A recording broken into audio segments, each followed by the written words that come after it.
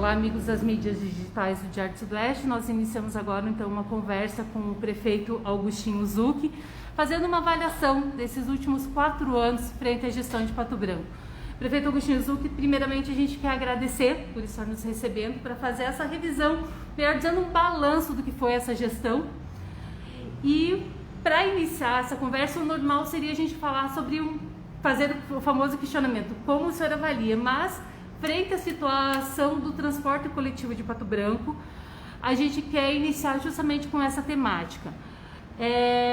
O Executivo encaminhou para o Legislativo um projeto de lei para que o consórcio receba um subsídio tarifário. O projeto foi protocolado no Legislativo em 8 de dezembro. Hoje, 22 de dezembro, ainda não foi apreciado. A gente amanheceu com o transporte coletivo de Pato Branco paralisado, transporte coletivo urbano. O que a gente tem para falar para a população sobre essa temática? Bom, primeiro agradecer a esse espaço, enfim, essa possibilidade que o Diário nos concede através do jornal e das suas mídias digitais aí, da gente falar sobre, fazer um balanço sobre o nosso mandato, durante 8 anos. E especialmente também, Marcelo, agradecer a você que sempre esteve conosco aqui, fazendo reportagens, acompanhando os trabalhos, as discussões. E essa questão do transporte coletivo também, ela é bastante emblemática. Infelizmente, nós estamos passando por um ano completamente diferente e vou logo ao mérito. Mas a empresa tem direito a receber alguma coisa? Tem. Se eu não achasse isso, não teria mandado o projeto para a Câmara. Isso aconteceu no Brasil inteiro. Tanto que o ministro da Economia, Paulo Guedes, em rede nacional, disse que o governo federal destinaria um valor para suprir o transporte coletivo. Porque o que aconteceu com o transporte coletivo? Aconteceu que nós exigimos que deixassem a frota toda trabalhando e nós restringimos o número de pessoas. Ou seja, os ônibus não poderiam andar um número maior de pessoas que foi estabelecido por decreto. Claro que houve então um déficit, E como nós sabemos hoje quantas pessoas foram transportadas, enfim, nós temos o controle total do transporte coletivo, nós sabemos que teve esse déficit. Então eu aguardei, como não teve esse recurso do governo federal, nós encaminhamos isso, vários municípios fizeram isso e nós também estamos fazendo. Encaminhamos para a Câmara uma autorização legislativa. Eles precisam nos autorizar para nós pagar a empresa. O que vai ser pago para a empresa? Exatamente a diferença das pessoas que eles transportaram e daquelas que nós proibimos de serem transportadas. Nós proibimos de serem transportadas pessoas acima de 60 anos de idade, nós proibimos dos ônibus transportar vamos colocar assim, com a capacidade máxima. Eles foram determinados a transportar com 50% da capacidade. Então, este é o cálculo. Então, foi mandado para a Câmara, através de um cálculo que nós fizemos, legalmente embasado, para que a gente pudesse pagar a empresa. Ocorre que a Câmara fez uma outra avaliação, dizendo que, tendo em vista o tamanho do valor, eles gostariam de reavaliar. Então, é uma decisão da Câmara, mas eu tenho convicção e rogo que a Câmara entre no entendimento, vote esta matéria para que a gente possa dar um equilíbrio ao transporte coletivo para que, obviamente, não seja colapsado, porque, obviamente, isso dá um prejuízo enorme, não só para aqueles que não podem trabalhar, para as empresas que não podem ter um trabalhador, numa época de pandemia em que a economia está sofrível. Então foram estas as razões. Como disse você, o projeto está na Câmara, eu não tenho o que fazer, eu não posso pagar sem autorização do Legislativo e aguardo a autorização do Legislativo para fazer o pagamento. Em não havendo autorização do Legislativo na outra greve do transporte coletivo, que também foi no mandato do senhor, o senhor chegou a comentar que, se não houvesse uma solução, colocaria outros meios de transporte para atender a população. Esse é um segundo plano ou ainda existe a esperança desse entendimento? Não, eu acho que tem que haver um entendimento, porque, veja, na questão da greve anterior, foi com relação à mudança do sistema de transporte. Nós estávamos procedendo uma licitação nova, depois de 40, 50 anos, né, teve uma licitação então para o novo sistema de transporte coletivo, que veio aí os novos ônibus, de 23 para 32 linhas, né, que tivemos os novos pontos de ônibus, estamos construindo o terminal. Era uma outra realidade, né? Agora, né, para você, se não houver um entendimento, né, obviamente que nós vamos ter que tomar uma decisão com relação a essa questão, mas eu acredito ainda, né, no bom senso da Câmara, de que se possa fazer a votação e que a gente possa dar esta condição do equilíbrio financeiro, né, que o transporte exige, não da empresa, nós não temos nada a ver com a empresa, nós temos a ver com o transporte coletivo que a empresa faz, né? Isso nós temos que resolver.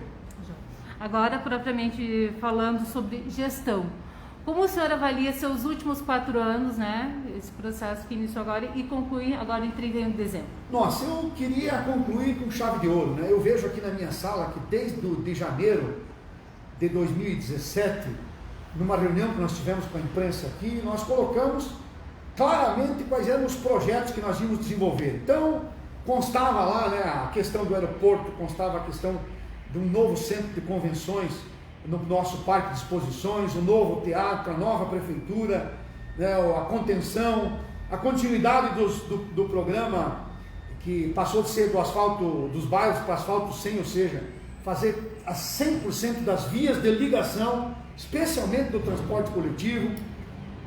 A gente tinha também a intenção de terminar o Parque da Pedreira, de fazer o Parque da Pedreira, que antigamente era um espaço perdido, né, e vamos inaugurar dia 30. Então, a única, vamos colocar assim, o único fator superveniente a isso, que fugiu do nosso controle, foi a questão da pandemia. Obviamente ninguém sabia disso, isso atrasou muito a execução das nossas obras, e além de atrasar, nós tivemos então nesse último ano que aguardar. A gente não sabia, né, a gravidade disso, quanto isso iria custar para o município, né, quanto que isso iria custar para a economia também, além da saúde das pessoas. Então a gente teve cuidado para segurar recurso, especialmente, né, com prioridade para a questão da saúde. Mas o que eu poderia dizer é que, mesmo com a questão da pandemia, nós conseguimos, né, terminar o nosso mandato cumprindo com o programa que nós fizemos, já que muitas obras estão prontas, né, como é o caso do contorno, né, que foi realizado pelo Estado, mas é um convênio através do município. Também o Parque da Pedreira, também as estradas rurais que nós nos propusemos a fazer. Estamos realizando, né, 2 lotes de asfaltamento, do asfalto 100, né, que 2 lotes no valor de praticamente 8 milhões de reais, né, quase 8 milhões de reais. Desses, praticamente a metade, né, vai ser conclusa até dia 30 de dezembro, e a outra metade ficará para janeiro, mas com dinheiro em caixa. Então, todas as obras que estão sendo executadas estão com recurso garantido, conforme a prestação de contas que fiz, né, para que essas obras possam ser conclusas. O que eu posso fazer de uma avaliação, que no momento mais difícil do país, na situação econômica e também pela questão da pandemia, nós conseguimos terminar, né, um mandato com um sucesso bastante grande. Pato Branco está crescendo, é visível isso, há investimento na cidade, na área tecnológica, na área da indústria, na área da prestação de serviço, redes, né, de empresas de prestação de serviço estão se instalando aqui, empresas de todos os setores estão trabalhando na nossa cidade. Conseguimos fazer a instalação da linha aérea, que lamentavelmente teve essa interrupção por conta da pandemia, mas vai voltar a funcionar.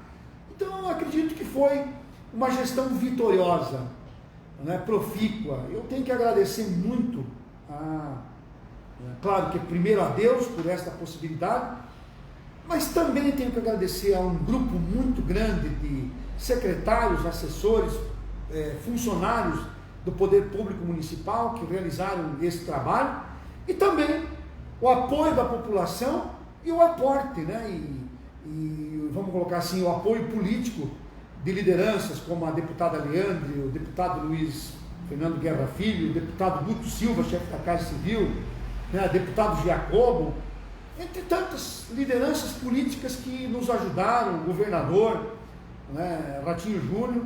Então eu acredito que esta somatória fez com que nós tivéssemos, né, uma gestão progressista que levou Pato Branco a ter índices que são reconhecidos nacionalmente, tornando a nossa cidade uma referência em vários setores, não é mais apenas num setor, né? Quer dizer, hoje Pato Branco não é conhecido apenas pela Bozena, né? Ou pelo ícone do nosso futebol, que é o Alexandre Pato, que é filho da nossa terra, que carrega o nome da nossa cidade, mas hoje nós somos conhecidos por ter feito a maior feira de tecnologia do Brasil, né? Por nós termos índices que, em termos de qualidade de vida, que são altamente, vamos colocar assim, destacáveis, né, a nível nacional. Ultimamente fomos considerados a 4ª cidade mais competitiva do Paraná e entre as 10 do sul do Brasil. Isso não é pouco, é uma coisa assim extraordinária, né, que dá a dimensão, né, de que a cidade está viva. Investimentos como o shopping, por exemplo, que lá atrás nós buscamos investidores para fazer uma parceria com os investidores daqui, deu certo, só não inaugurou também por conta da questão da pandemia, mas vai coroar esse centro de comercial que é Pato Branco, né, esse polo de comércio, de prestação de serviço que é a nossa cidade. Então eu estou realizadíssimo e agradeço à população por ter dado esse apoio, por sempre ter acreditado nas nossas propostas. O senhor falou sobre a questão do contorno. O contorno já está concluída a primeira etapa. Tem alguma previsão de inauguração ainda esse ano? Como está a situação? Olha, era para ser hoje a inauguração às 9 horas da manhã, né? Nós tínhamos recebido a confirmação que o governador estaria aqui, mas ele estaria em mais 2 cidades.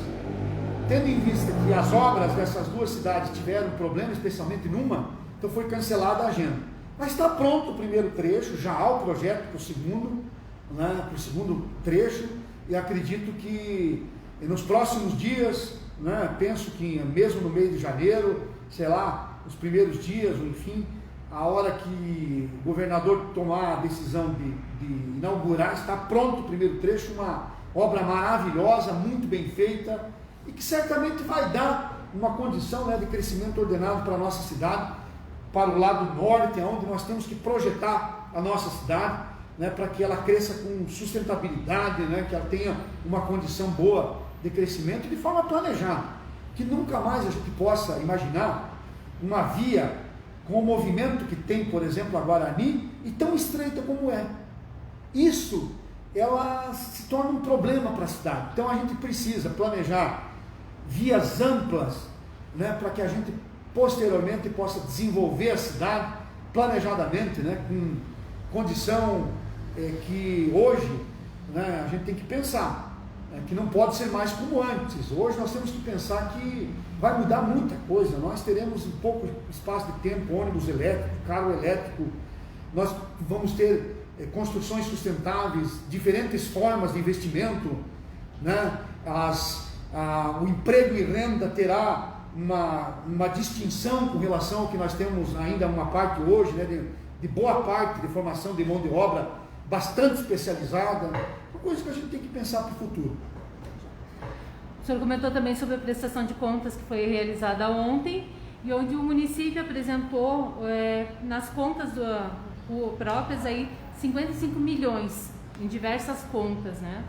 Em algum momento, em 2020, o município deixou de investir, até o senhor deu uma pincelada que foi repensado algumas situações, para não comprometer o cofre, e teve alguma grande obra que deixou de ser feita? Assim, ó, teve, vamos colocar assim, a arena, que nós estamos agora, a pedido do prefeito eleito, deixando para a próxima gestão licitar, porque o prefeito quer mudar o local da arena. Então, nós poderíamos ter licitado a arena, mas a contrapartida é bastante grande. Agora está garantido o recurso para a contrapartida, poderá ser licitado a partir do ano que vem, no momento em que o próximo prefeito quiser.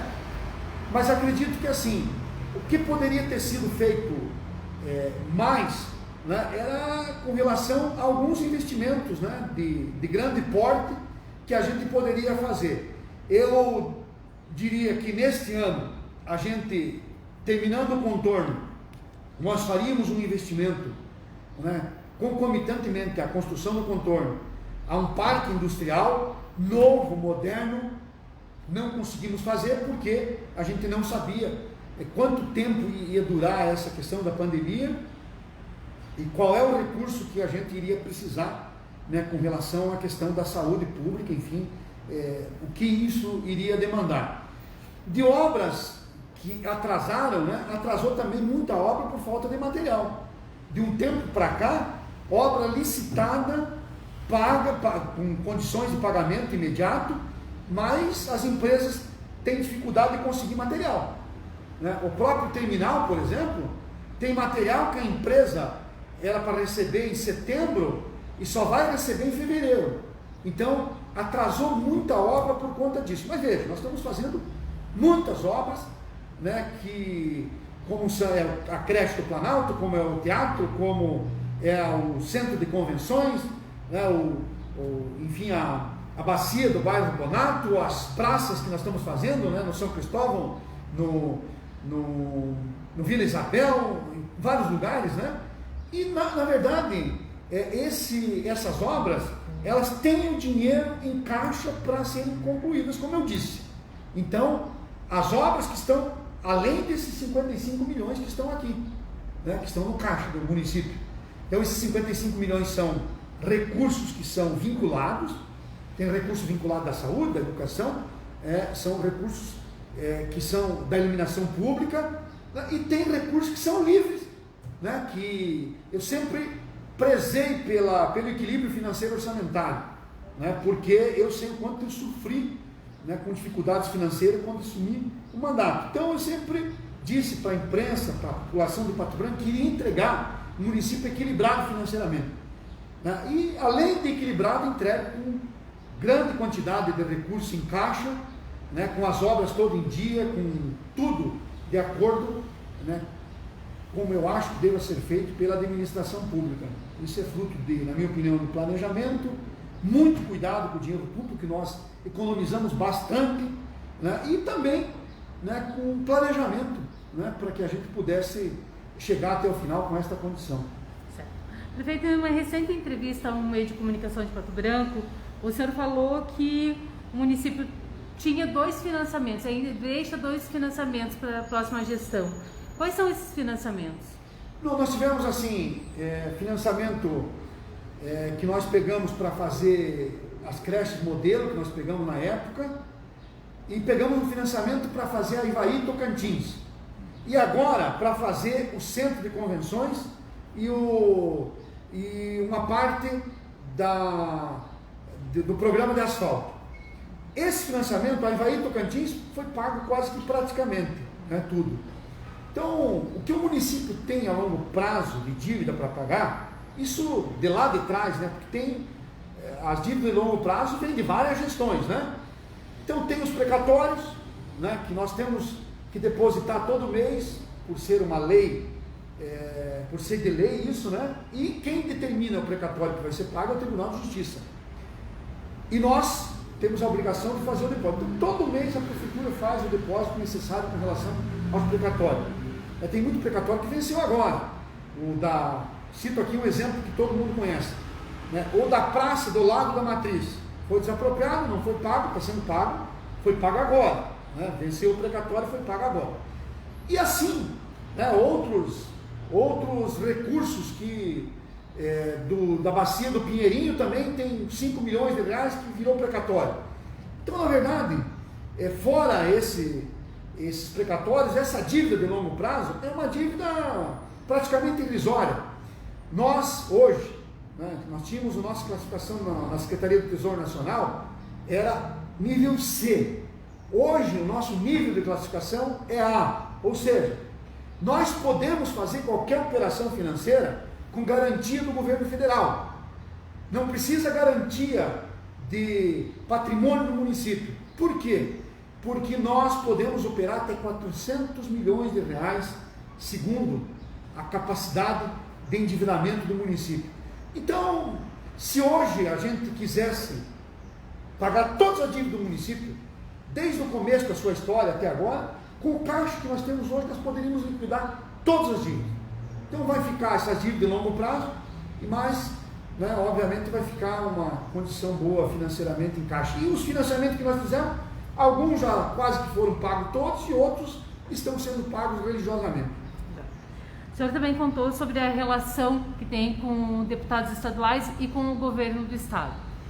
Na semana passada foi encaminhado pelo governo do estado a Lei de Diretrizes Orçamentárias para a Assembleia Legislativa e nessa lei foi aprovado o recurso para a nova Prefeitura de Pato Branco.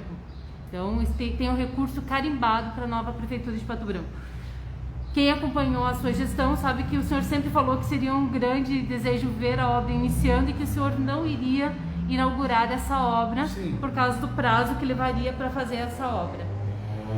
Como que o senhor vê esse encaminhamento do governo do estado e como que está a questão do orçamento do município para a contrapartida também da obra? Ótimo, bela pergunta. Então, o governador Ratinho Júnior nos disponibilizou 20 milhões de reais, isso aí eu digo que ele cumpriu esse compromisso, ele falou para a gente que ia aportar esse recurso e realmente destinou esse recurso.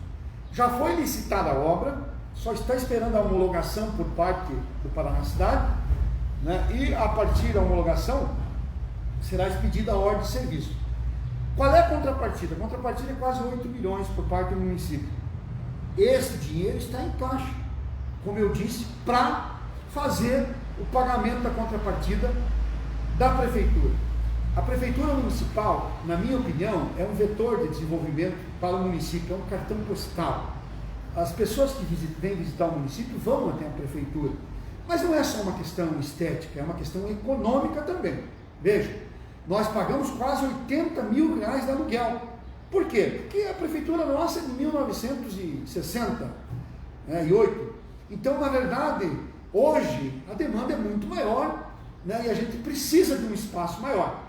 Então, eu acredito que um novo prédio, né, um novo paço municipal seria importante do ponto de vista econômico para o município e também importante da sua funcionabilidade, porque nós teríamos condição de funcionar com a nossa máquina administrativa de uma forma mais eficiente, mais concentrada, né, e mais produtiva num espaço melhor. Outra obra que o senhor também já falou alguma coisa é a questão do aeroporto. Sempre foi defendido pelo senhor como importante para o desenvolvimento do município. Houve a ampliação, a retomada da linha aérea, a paralisação agora, né, por conta da pandemia, principalmente da questão dos voos.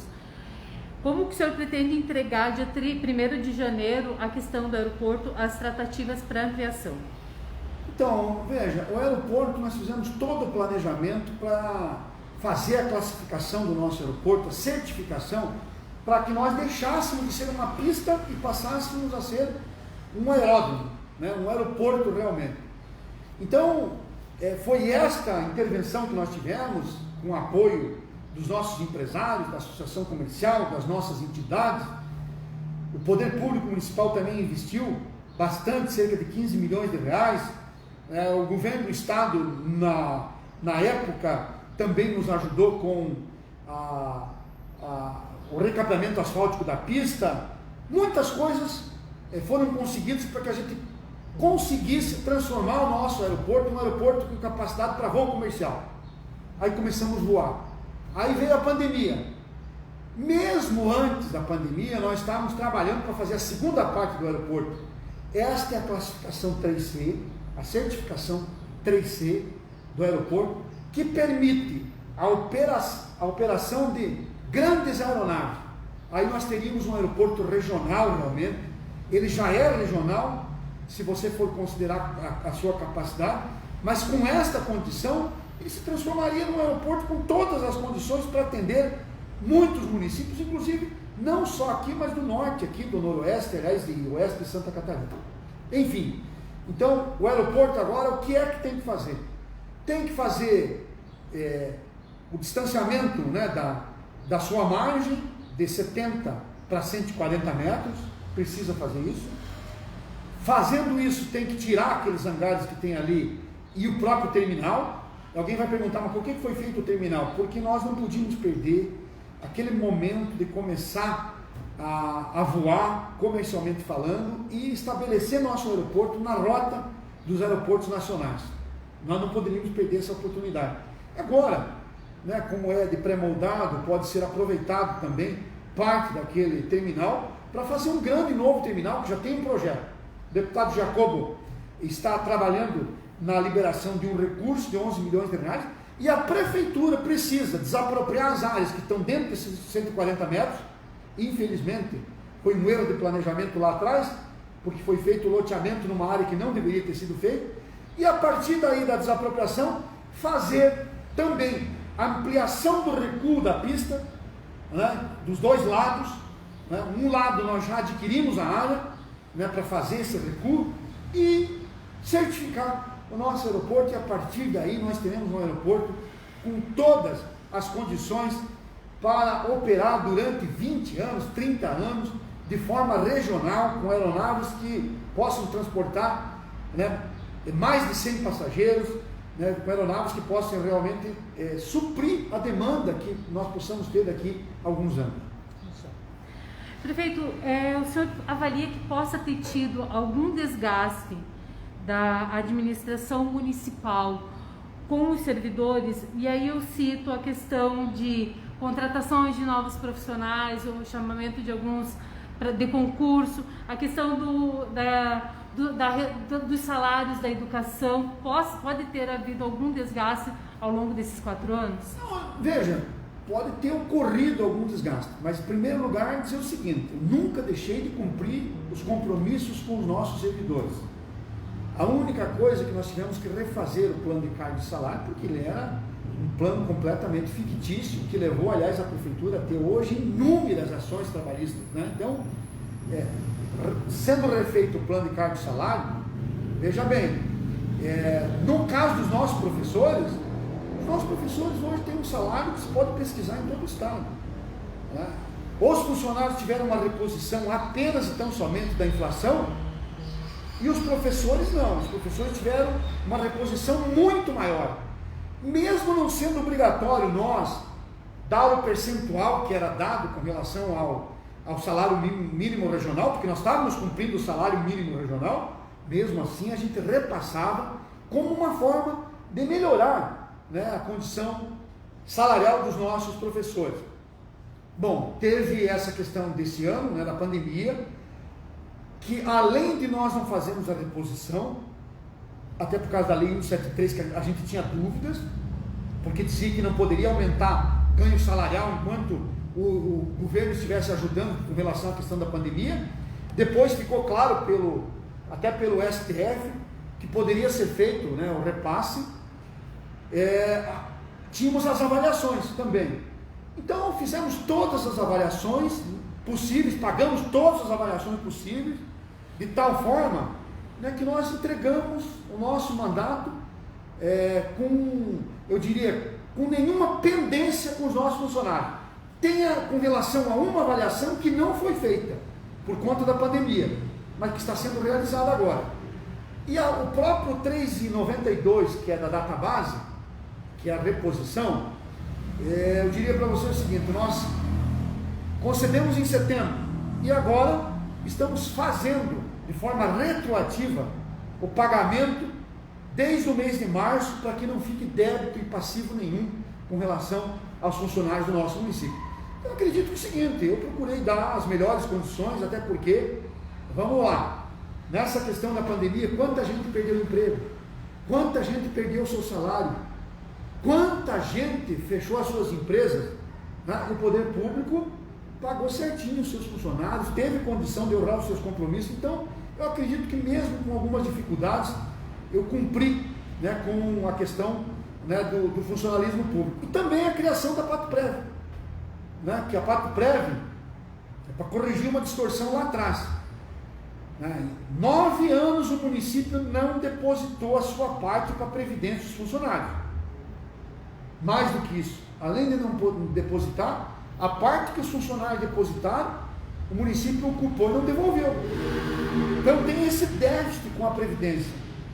Eu tentei capitalizar a nossa previdência, fiz o possível, né, no Patuprev. Então, acredito que a Patoprev é algo importante para os funcionários, se bem gerido, bem capitalizado. Hoje o prefeito não pode ir lá e pegar a contribuição dos funcionários, né, como aconteceu. Enfim, acredito que fiz o possível com relação aos nossos funcionários. Por agora, sempre há, né, a necessidade, né, uma luta normal, vamos colocar assim, é uma reivindicação normal dos trabalhadores sempre querer mais. Mas eu vou dizer uma coisa, nunca deixamos de cumprir com relação à questão de horas extras, né? Nós sempre tivemos, o município também gratificou muitos dos funcionários de carreira que fizeram o seu trabalho, né? Então foram gratificados. Foi feito, eu diria, mas meio possível diante da realidade econômica do país, né? Que foi muito, a pior crise do país em termos de economia foi nesse período. E agora, com relação à pandemia, eu acho que nós estamos fechando com uma boa condição para os funcionários, já que estamos colocando em dia tudo aquilo que não tínhamos colocado esse ano. Também foi nesse mandato que foi deflagrado em Pato Branco a Operação Ija, que apontou, por parte da Justiça e Polícia Civil, algumas situações, principalmente na Secretaria de Saúde, ligadas à questão de licitações e possíveis fraudes. Isso gerou algum desgaste na administração, na Secretaria, ou foi um momento de reformulação na visão do senhor? Não, é assim, veja, claro que gerou um desgaste. A dúvida é coisa do capeta. As pessoas ficam com dúvida. Peraí, teve uma operação, né? E se falou em licitação, né? Desvio de licitação. Então, na verdade, houve algo, digamos, pontual com relação a essa questão da saúde, que não foi na licitação, foi na entrega e no recebimento de medicamento. A licitação estava correta, houve uma dispensa de licitação, né? Uma dispensa de licitação que poderia ser questionada, mas obviamente não seria crime se não fosse o desvio do medicamento que houve num contrato lá me parece que houve um desvio num contrato de 135, 145 mil reais, não o desvio nessa totalidade, mas um desvio nesse contrato. Bom, eu não vou fazer juízo de valor, porque obviamente está na mão da Justiça, né? Houve a operação, a polícia investigou. O que eu quero dizer, com tranquilidade, é dizer o seguinte, que eu nunca tive compromisso com o erro de ninguém. As pessoas que estavam envolvidas naquele momento, elas foram afastadas definitivamente da prefeitura. Os cargos em comissão, eles foram demitidos, e os demais, houve processo administrativo como manda a lei. Então, eu tomei todas as medidas necessárias. E há uma coisa também que foi esquecida, que um mês antes da operação, por conta, mais ou menos, dessa situação, né, de que eu não sabia muito bem se estava acontecendo ou não, mas na dúvida eu demiti a secretária de saúde e a diretora da época, um mês antes da operação. Então todas as providências do município foram tomadas, né? O município tomou todas as providências, colaborou com a Justiça. Eu acho que é o seguinte, que é importante, né? Até hoje, né? Estamos, está correndo os processos, tem gente que já foi condenada, tem pessoas que já foram absolvidas, né? No caso da saúde especificamente, na época o secretário de administração foi absolvido, então, por conta dessa situação.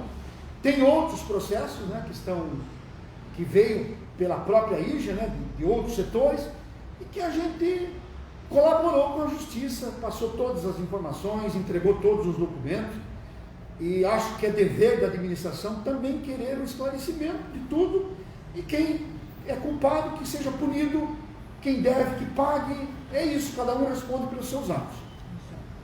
Recentemente foi divulgado o Índice de Transparência Pública. Pato Branco apareceu na colocação estadual em 162 no estado, nesse ranking. Como que o senhor avalia esse índice e como que Pato Branco trabalhou para melhorar e o que interferiu até mesmo uma queda nesses últimos anos?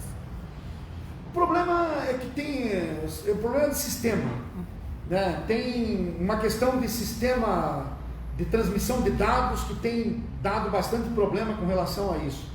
Né? Mas nós chegamos a ter 9,8 de nota, né, no índice do Tribunal de Contas. Então, eu acredito que seja por detalhes isso, por falha de transmissão de dados, não, digamos, não no mérito, mas em termos de data, alguma coisa assim.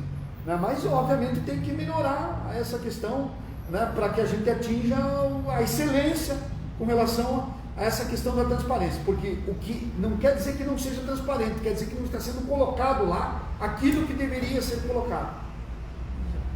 Agora entramos numa levada aí de pandemia, por mais que a nossa conversa tenha sido bastante sobre a questão da pandemia do novo coronavírus. A pandemia interferiu na arrecadação do município? Deixou-se de receber impostos? Tem que se considerar o seguinte, que pela Lei 173 de 2020, aprovada no Congresso Nacional, foi estabelecido que o FPM, Fundo de Participação dos Municípios, ele não diminuiria. Mesmo que ele diminuísse na sua arrecadação, o governo federal supria essa dificuldade e mandava o mesmo que nós recebemos no ano anterior. Então, por conta disso, a arrecadação não sofreu grande queda por conta disso. Teve alguns, vamos colocar assim, solavancos aí, mas não teve grande queda. Dá para dizer que teve um equilíbrio por conta dessa lei que foi aprovada no Congresso Nacional, de que nós tivemos um equilíbrio do FPM e do ICMS. No caso do município, nós tivemos também uma arrecadação praticamente normal do IPTU, do IPVA, né, o que nos deu, né, uma condição dele que não teve uma queda abrupta de arrecadação. Pode-se dizer então que o patobranquense honrou seu compromisso com medo dessa pandemia?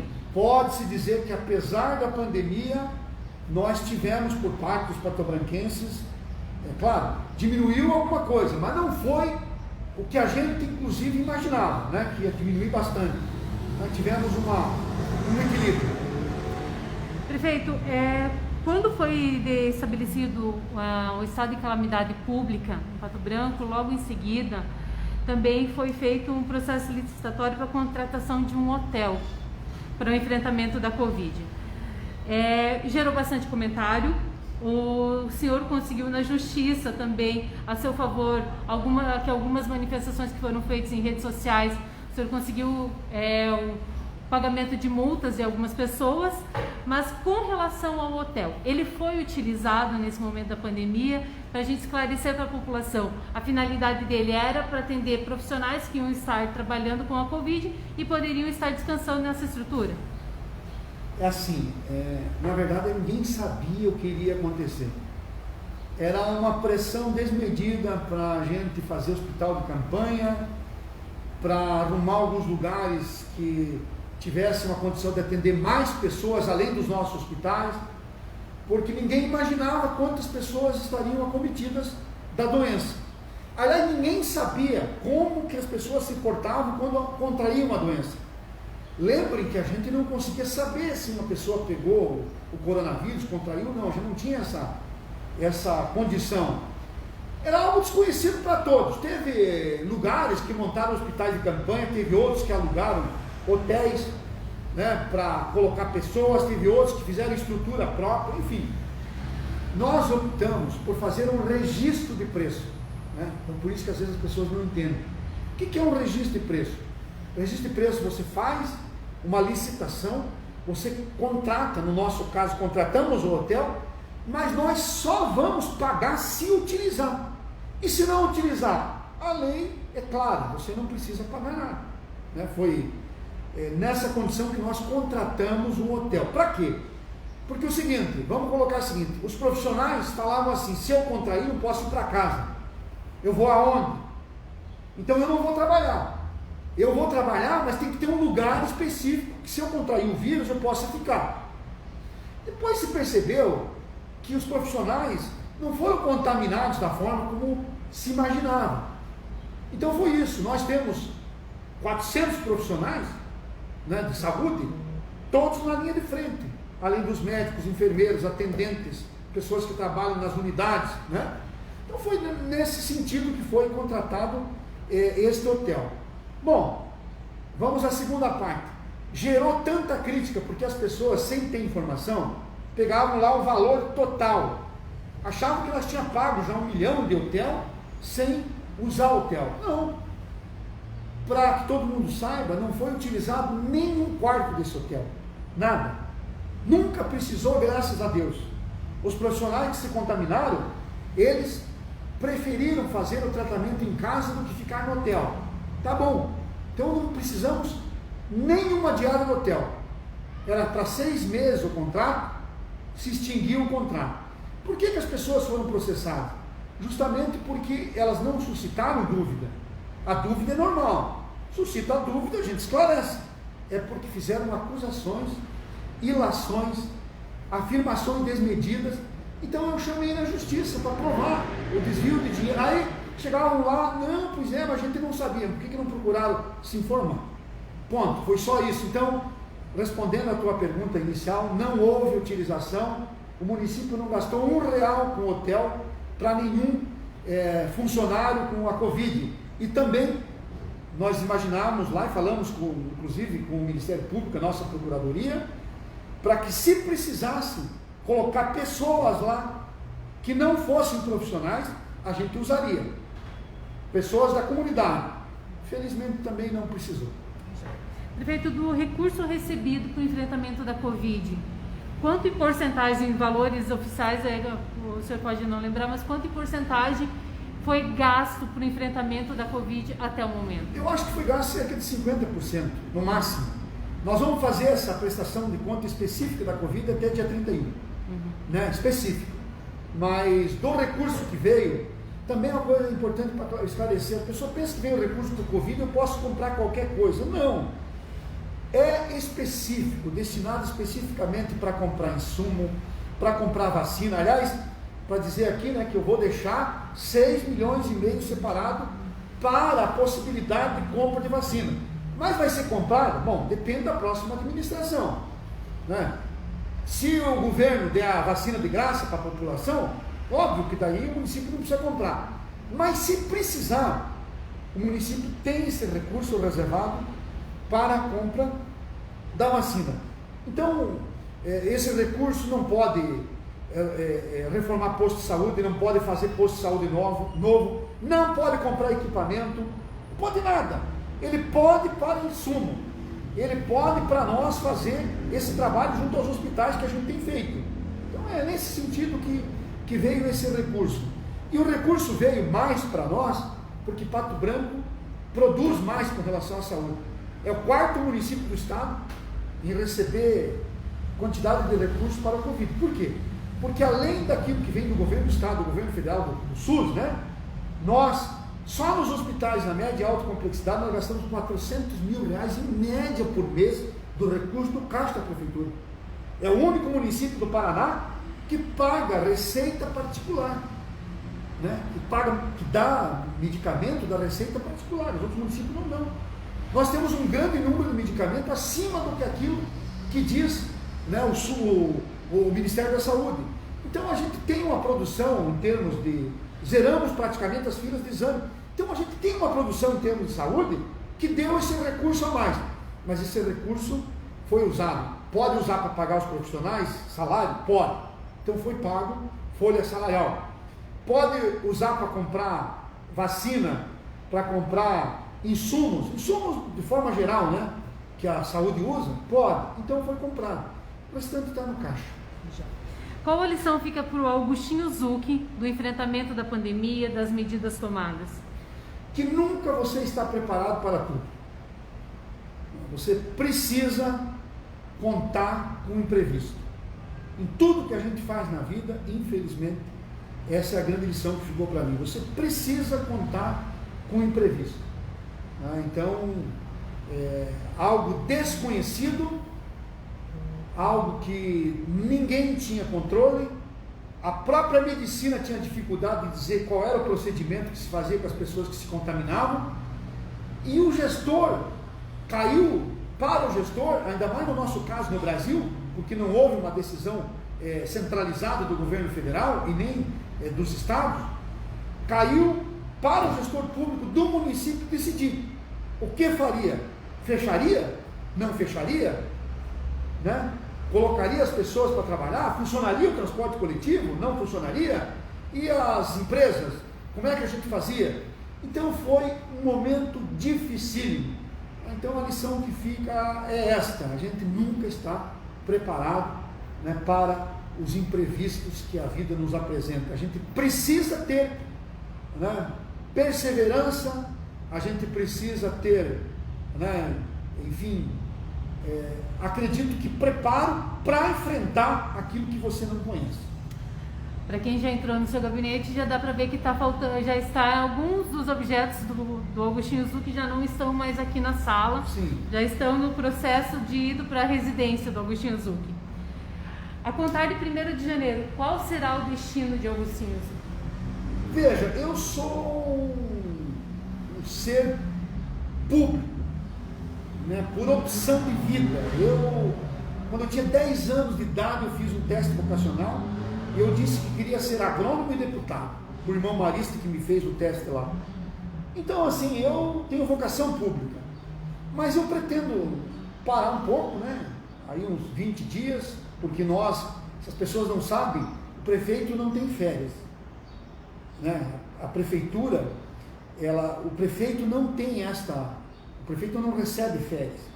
No caso de eu, que dependo do salário, se eu sair de férias, eu fico sem salário um mês. Então, por isso que eu nunca saí um mês de férias. Eu sempre saí 10 dias no máximo. Então, assim, vou descansar um pouco aí, né, uns 20 dias. Depois, eu sou funcionário público de carreira, sou funcionário da Secretaria da Agricultura do Estado. Vou conversar com o governador, vamos ver aonde que eu vou trabalhar. Ou se vou também, né, trabalhar na iniciativa privada, porque tenho algumas propostas para isso, especificamente 2. Então, vou decidir com relação a essa questão. Mas com relação aos objetos, né, dizer que eles serão guardados com carinho, porque isso representa todo esse tempo que a gente passou aqui, fotografia, presente, livros, momentos, história, mas também nada me surpreende, porque é término de mandato, nós somos passageiros, o município não é meu, né? O município não é do gestor, nós não somos donos do município quando assumimos e muito menos deixamos de ser cidadãos quando deixamos o poder. Né? Então, eu continuo cidadão e apenas então somente entrego a gestão, porque é essa a natureza, né, do cargo, e é para isso que a gente tem que realmente estar preparado, e isso sim é previsível. O senhor comentou que recebeu o convite para 2 empresas, para 2 órgãos da iniciativa privada. Existe também algum contato para trabalhar na gestão de algum outro município? Existe. Ainda ontem eu recebi um contato de uma pessoa que estava junto com o presidente da República, me pedindo se eu tinha vontade de trabalhar em determinado município para fazer o planejamento, ajudar a fazer o planejamento de uma gestão. Um município que tem um superávit enorme, que recebe royalties, que tem uma condição financeira boa, que é um dos maiores municípios do estado, né? Então fui consultado, assim como em outros lugares também. Mas se for para ficar na questão pública, né, é uma coisa, se for para trabalhar na iniciativa privada é outra coisa. Eu ainda não tenho essa definição. Prefeito, mais uma vez eu quero agradecer por ter recebido a gente nessa terça-feira aqui no seu gabinete e desejar um bom término de mandato. Então, muito obrigado. Marcilei, está aqui a Marisa, junto conosco aqui, né, participando.